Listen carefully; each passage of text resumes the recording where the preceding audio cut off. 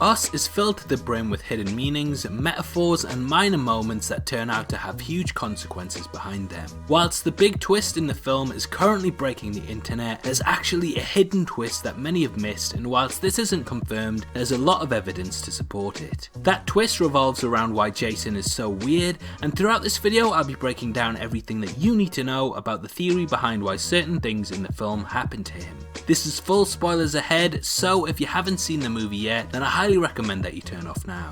With that out the way, I'm Definition and welcome to the channel where I explain it so you don't have to. Okay, so firstly, just a quick recap on the plot of Us. We follow Adelaide Wilson who, with the rest of her family, go to their beach home on vacation. Adelaide has a lot of childhood trauma from when she was attacked by a doppelganger in the carnival that exists on the beachfront. She fears that whatever attacked her is coming back, and this is proven right when the family are ambushed by a group of people that are exact duplicates of them. It turns out everyone in the United States has a copy, and these have risen to the surface from their underground homes and are now murdering people en masse. The Wilsons manage to kill most of their doubles, but Adelaide's double grabs the son Jason and descends into one of the underground tunnels. Adelaide follows her and manages to kill her double and escapes with her son, seemingly saving the day. However, in the end, it's revealed that when Adelaide was attacked by a doppelganger as a child, she was actually swapped and she is the copy, with this entire rising of the Tethered being a quest for revenge against her. So, this holds a lot of complications, and there's actually another twist which theorises that Jason, Adelaide's son, was also swapped with the Tethered version of himself. Now before you start rolling your eyes, the first time I heard this as well, I thought it didn't make a lot of sense, but the more I looked into it, the more that I've seen that the evidence definitely points towards it being true. From the Tethered, we learn that everyone in the US has a duplicate of them that possesses an inverse personality of their original self. For example, Gabe is goofy and pretty laid back, whereas Abraham, his mirror, is aggressive and imposing. Zora is pretty much glued to her phone and is very sarcastic, whereas Umbre is constantly smiling even during death. Jason is very reserved, wears masks, plays in closets and is regarded by many as strange and weird. During the day before the attack, his family remark that he seems to be speaking a lot of new words and that he has a new vocabulary. In addition to this, on the beach, the other kids make fun of him because instead of building a sandcastle, he's building a sand tunnel. Overall, he seems to keep himself to himself and stays out of people's way, avoiding their touch and hiding behind his mask. Juxtaposing this, Pluto, Red's son, is social and tries to often hold his mother's hand. At no point in the film does he physically attack someone, and he's definitely the most gentle of the group. Pluto is even docile with Jason.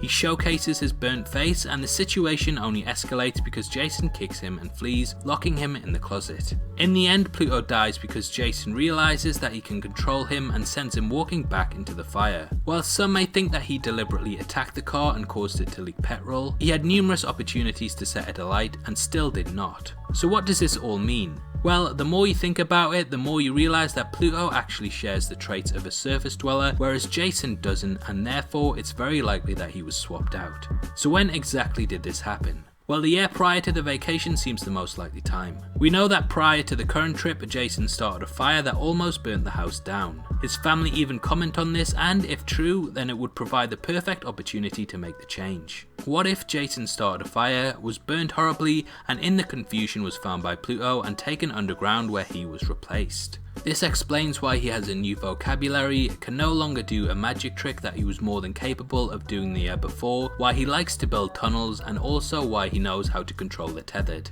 In addition to this, when the family are listening to I Got 5 on it, Adelaide tries to get Jason to snap to the beat, however he is clicking his fingers backwards and is therefore unable to do this. Juxtaposing this, before Pluto's death, he is snapping his fingers perfectly as a normal person would. Perhaps this is a signal to Adelaide that he is her real son. Gabe even uses the fact that Jason hasn't been the same since last summer to convince Adelaide to go to the beach, which again adds more evidence that something is wrong. During his time underground, Red could have taught him how to speak, and this could be how the swap was unnoticed when the fire happened. Red too clearly has some affection for the boy, as when the Tethered invade the home, she merely tells Pluto to go and play with Jason instead of attacking him. This showcases perhaps that she is aware of the truth. What if at the end of the movie, the intense stare that Adelaide and Jason share is actually Jason wondering if Adelaide knows the truth, and the smile she gives him confirms that she does, but that's a secret that they will share between themselves. To me, it's definitely possible, and upon seeing the film for a second time,